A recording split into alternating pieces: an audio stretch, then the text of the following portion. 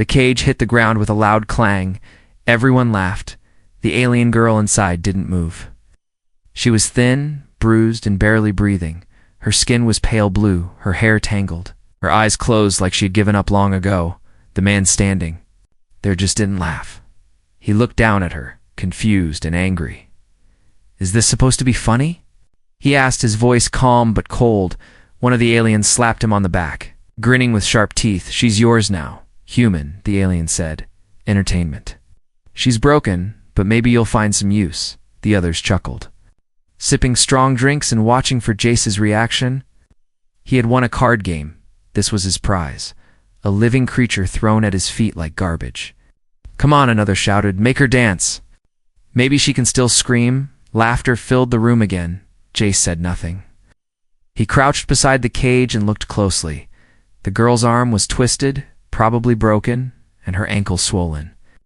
Her breathing was shallow, but she was alive. Barely, he opened the cage slowly. No one stopped him.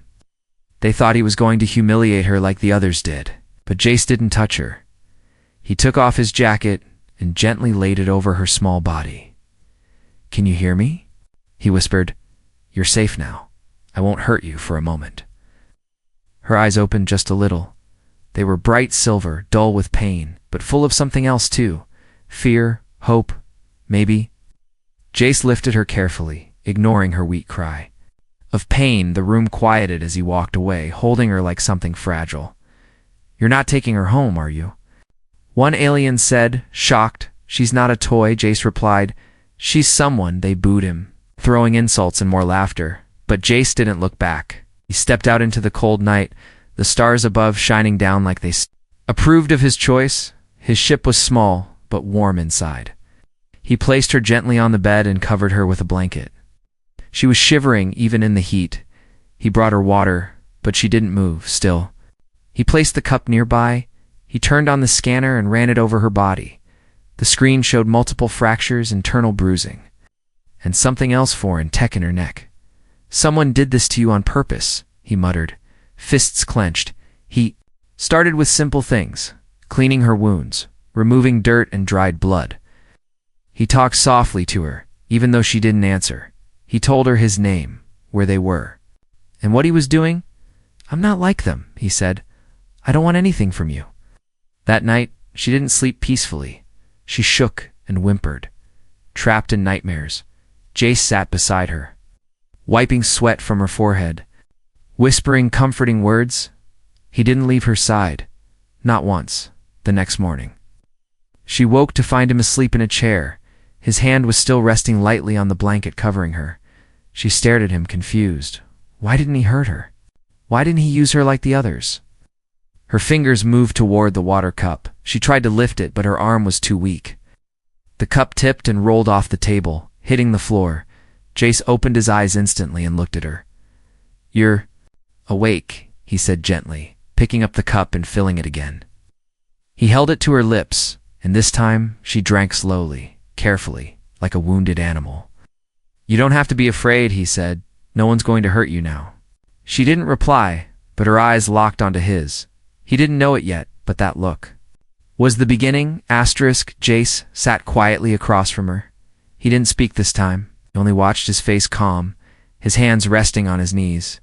The alien girl stared back, her silver eyes locked onto him like she was trying to read something. He wasn't saying it had been 2 days. She still hadn't said a single word, but she no longer flinched when he walked near. She no longer turned away when he looked at her. That was something. Jace didn't rush her. He brought warm soup and left it by the bed. Sometimes she ate, sometimes she didn't. She always looked at him before touching anything, like she needed silent permission. Her body was healing slowly. The swelling on her ankle had gone down a little. The bruises on her arms were turning yellow still. There were wounds deeper than the ones he could see. He saw it in her eyes, how she froze when the ship engine roared, how her breath quickened when he opened a storage locker too fast. Once, when he reached to adjust the pillow under her head, "It-da-da-da." She gasped and curled up like she was about to be hit. Jace stopped moving. He lowered his hand slowly. "I won't touch you, unless you want me to," he said softly. She didn't answer, but her eyes filled with tears. He saw them slide down her cheeks as she stayed frozen in place, not crying out loud, not sobbing, just silent tears, the kind that came from somewhere too deep for words that night. Jace sat by the ship's control panel, staring at the empty stars outside. He didn't know her name, didn't know her story, but he knew one thing for sure. She had been treated like property. Not a person. He checked the medical scan again. Something didn't make sense. Her brain scans were strange. There were scars in her memory areas and artificial patterns near her speech center. Like someone had tried to erase or block her ability. To talk? Someone did this on purpose, he muttered, staring at the screen. Then he looked over at her, lying curled up in the bed. He made a promise to himself, even if she never spoke. He would protect her, even if she never remembered who she was. He would make sure she felt safe. The next morning, something changed. She reached for his hand, not with strength, but with purpose. Her fingers barely brushed his wrist, but it was enough to make him freeze. He turned to her slowly. Her lips parted, but no sound came. Only a breath, shaky and soft. Then she moved her hand again, touching his chest, right over his heart. You? Safe. She whispered. The words were broken, slow. Like her mouth wasn't used to forming them, but they were words. And they hit Jace like a punch to the chest. He smiled gently, not too wide, not too fast. Yes, he said, his voice warm. You're safe, I promise. She looked at him for a long time. Then she did something she hadn't done since the day he found her. She closed her eyes not in fear, but in rest, and this time she actually slept. Later, while she slept, Jace opened his ship's old journal system. He typed a single line. She asked if she was safe. It broke me. But I told her the truth, and I'll keep telling her the truth every day until she believes it. What he didn't know yet was that others were still looking for her. She had been part of something far larger, something hidden and cruel, and now that she was healing, they would want her back. But she wasn't theirs anymore. She was his. Responsibility now, and he would fight anyone who tried to take her again. Jace had seen pain before. He'd seen soldiers broken by war, refugees starved by greed, children left behind in ruined colonies. But the girl lying in his bed, silent, shaking, staring at nothing, was something different. Her wounds went deeper than skin, deeper than bone. Something inside her had been shattered. But not by accident. Someone had done it on purpose. She was eating more now, walking with help, even sitting upright for short moments. But when he asked her questions, anything about her name, her people, her past, she went silent. Her eyes would lose focus, like her mind slipped away into another world. A dark one, full of chains and screams. Jace couldn't accept it. He couldn't accept that anyone would do that to someone who looked so young, so scared, so alone. So he dug deeper. He ran another full-body scan. This time, at higher resolution. And that's when he saw it. Tiny black threads running through her nervous system, like roots, buried deep, twisting through muscle and nerve. They pulsed faintly with energy. Artificial, alien. This isn't just trauma, Jace muttered. This is control, he checked again. Yes, the threads led all the way to her brain. One was wrapped around her speech center. Another circled her memory lobe like a leash. He sat back, stunned. She wasn't just injured, she was modified, and whoever had done it hadn't stopped at her body. They had reached into her mind, her silence. Wasn't her fault that night. She woke up screaming. Jace rushed to her side, grabbing her hands before she hurt herself. Her body twisted, her back arched, and her voice was raw, full of fear and pain. Let me go, she cried out. No. More tests. Please, I didn't break anything this time. He froze. Not because she was shouting, but because she was remembering. These weren't random words. They were pieces of a life she had buried just to survive. I'm here, he said softly, holding her gently. No one's testing you anymore. But her eyes didn't see him. She was trapped in the memory. Tears streamed down her face as she shook in his arms. After long minutes, she collapsed. Into him, exhausted, and for the first time. She didn't pull away when he held her close. She simply whispered, Don't let them take me back. He whispered back, I won't, and meant it with every cell in his body. The next morning, Jace made a choice. He contacted someone he hadn't spoken to in years, his old friend. Rena, a tech specialist with access to hidden black market archives. Send me everything you've got on Project Seraph, he said. The line went silent. Then came the reply. Where did you hear that name, Jace? She's here, he answered, and I think she was part of it. Rena didn't argue. She just said, I'm sending what I have. But if you're right, you need to hide her. Fast. The files arrived in encrypted burst images, research logs, even lab recordings. As Jace read, his stomach turned. Project Seraph was a secret program funded by multiple alien empires. Its goal was to create the perfect bioweapon living beings with healing abilities, emotional dampening, and implanted obedience. Most subjects had died during testing. Few had survived only to be sold, traded, or discarded when they malfunctioned. One of them had silver eyes and scars that matched perfectly. He printed one blurry photo from the files taken years ago in a lab. The girl in the image was younger, smaller, smiling weakly at the camera with silver eyes. Her nameplate read, Specimen A17. Jace showed it to her gently. Is this you? He asked. She stared at the photo for a long time. Then her lips moved, and one word came out, broken and soft. Asha, her name. Asha. A name no one had spoken to her in years. A name they tried to erase. He said it again. Asha. And for the first time, she smiled. The night was quiet, too quiet. The stars outside the ship blinked peacefully, but something felt wrong. Jace felt it before it happened, pressure in his chest. Like the air itself was warning him, he looked over at Asha, sleeping on the small bed. Her arms curled under the blanket. She had said 2 more words today. Thank you. She had smiled too, not wide, but real. And now, in the still silence of midnight, that small smile haunted him, because he knew something was coming to take it away. The security alert chimed once, soft but sharp. Jace jumped to the console. Scanning the radar, a ship. No ID, no beacon, no signal. Just hovering, dark, silent, above his little cargo vessel. Damn it, he whispered, slamming the panel shut. They found her, before he could move. The ship shook. A dull thunk echoed through the hull. They were already inside. Jace grabbed his old sidearm, heart pounding. He rushed to Asha, gently shaking her awake. Her eyes opened wide with panic. They're here, she whispered, like her nightmares had come true. Yes, Jace said. But you're not going back with them. Heavy boots hit the metal floor outside the door. It's not many, maybe 3, maybe 4, but they didn't. Knock, didn't shout. They were professionals, silent, clean, cold. Asha tried to sit up, her body still weak. Hide, she said, her voice trembling. They'll kill you.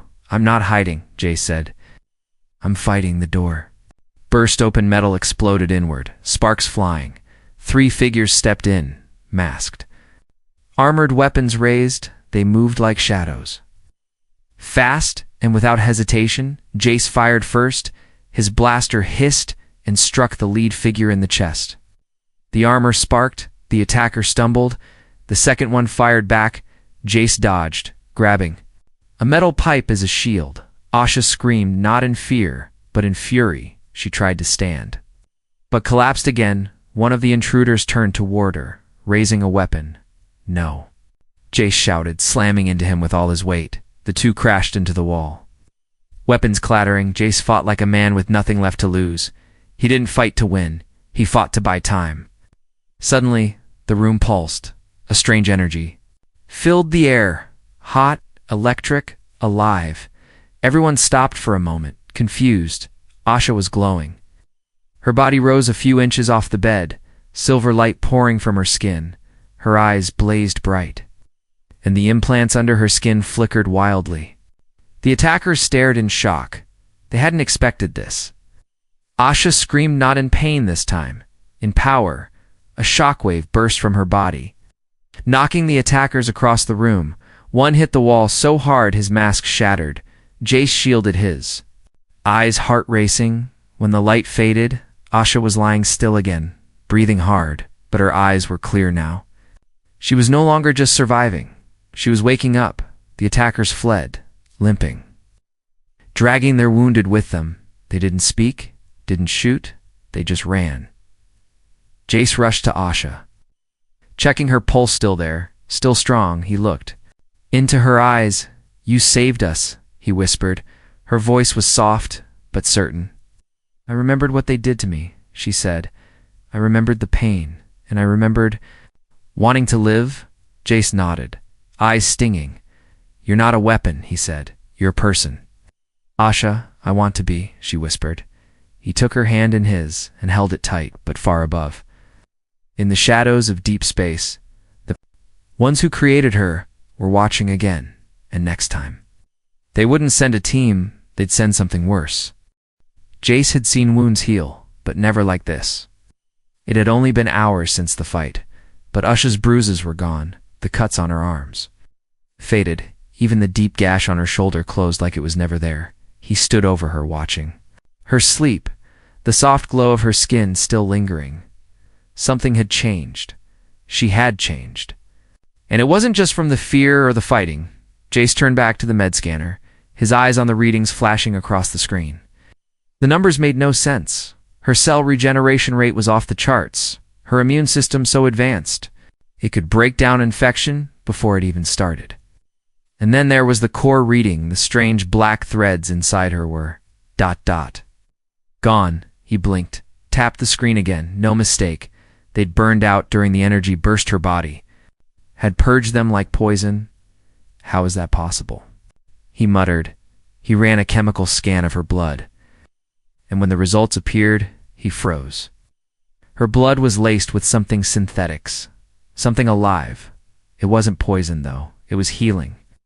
Nanites, billions of them swimming through her system like a second nervous system, repairing, protecting, even improving her. "This isn't tech," Jace whispered. "This is evolution." Behind him, a voice said softly. "They put it in me when I was small." He turned. Dusha was awake, sitting up slowly, her silver eyes calm but distant. "I was one of the few who survived," she said. "Most of us didn't." Jace pulled a chair close. "You remember now?" She nodded, touching her own arm gently. "They said we were the next step. Weapons that could heal and obey. But we weren't machines. Not really." She looked at him, pain in her voice. "They hurt us every time we felt something human: fear, sadness, love." Jace clenched his jaw. All of it made sense now. The implants, the silence, the fear of being touched. They didn't just break her body. They tried to erase her soul. "But you're still here," he said. "You're still you, Asha." Her lips trembled slightly. "But she nodded. Because of you," she whispered. The ship's warning light blinked again. Someone was tracking them, but not just anyone. It wasn't a bounty hunter or a slaver. It was a science vessel, massive and slow. Hovering just outside sensor range, Jace opened the signal logs. Someone was scanning for her blood signature. "They can't track you by name," he muttered. "But they're tracking what's inside you." He turned to her, urgency in his voice. "You have something they don't want the world to see: proof that they created life and tried to destroy it." Asha looked down at her hands. "So, I'm dangerous," she said quietly. "No," Jace replied. "You're important, and that scares them." Asha stood shakily, her legs still weak, but she stood tall. "If they want me back, they'll have to take me from both of us." Jace smirked. "I was hoping you'd say that." He opened the weapons locker and tossed her a small stun rifle. She caught it, hand shaking a little, but her grip steady. "Do you know how to use that?" he asked. She gave a small smile. "No," she said, "but I'll learn that night." The two of them worked side by side, upgrading the ship's defenses, setting traps, preparing escape routes. And as they worked, Jace noticed something different in Asha's face. Not just fear or pain anymore, but fire. A reason to fight, but far above. Inside the black science vessel, eyes watched every move, and a cold voice spoke to a shadowed council. "She is waking up. The experiment is becoming something else," another voice replied. "Then we end it before the galaxy sees what she truly is." Asterisk. The silence was sharp. Not the peaceful kind, no. This silence buzzed with tension. Something was coming, Asha could feel it in her bones, in her blood. like a cold wind before a storm. Jace was busy rerouting the ship's power to the shields. Asha stood behind him, watching, listening. Trying to be calm, but inside, her body trembled not with fear, but with something worse, a sickness. Her skin was pale again, her hands shaking, her breath shallow. She tried to hide it, tried to pretend she was still strong, still ready, but her knees gave out before she made it to the medbay. Jace caught her just in time. Asha, he shouted, holding her tightly as she collapsed in his arms. Her lips were dry, her forehead burning hot. And her eyes, those silver eyes, were flickering like dying stars. He rushed her to the medical station. Scanning her vitals, the nanites in her blood were spiking, overworking. They were fighting something. Something big, but he didn't know what. Her body convulsed, muscles locking tight. Jace, she whispered, her voice barely a breath. He leaned close, grabbing her hand. I'm here, he said, not going anywhere. Her fingers gripped his weakly. It's killing me, she gasped, what they put in me.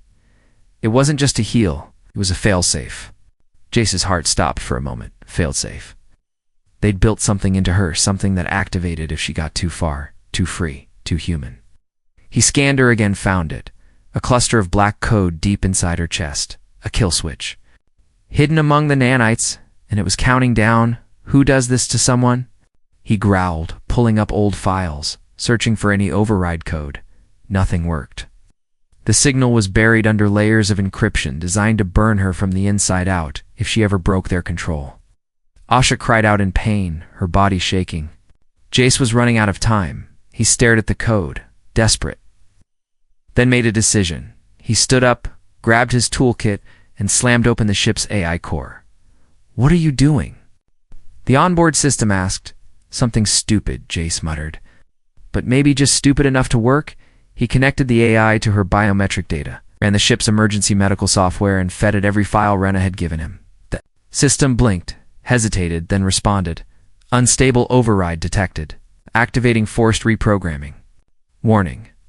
Procedure may kill subject. Jace gritted his teeth. Do it anyway. The ship went dark for 3 seconds. Then everything lit up in red. Masha screamed, her body arching violently as the nanites inside her went to war. Jace held her hand the entire time, whispering her name over and over. You're not dying, he said. You're not theirs anymore. And then, as quickly as it started, it stopped. Asha fell limp, silent, her chest barely rising. The red lights faded to blue.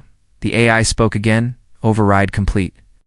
Kill switch deactivated. Jace leaned over her, his chest tight with fear.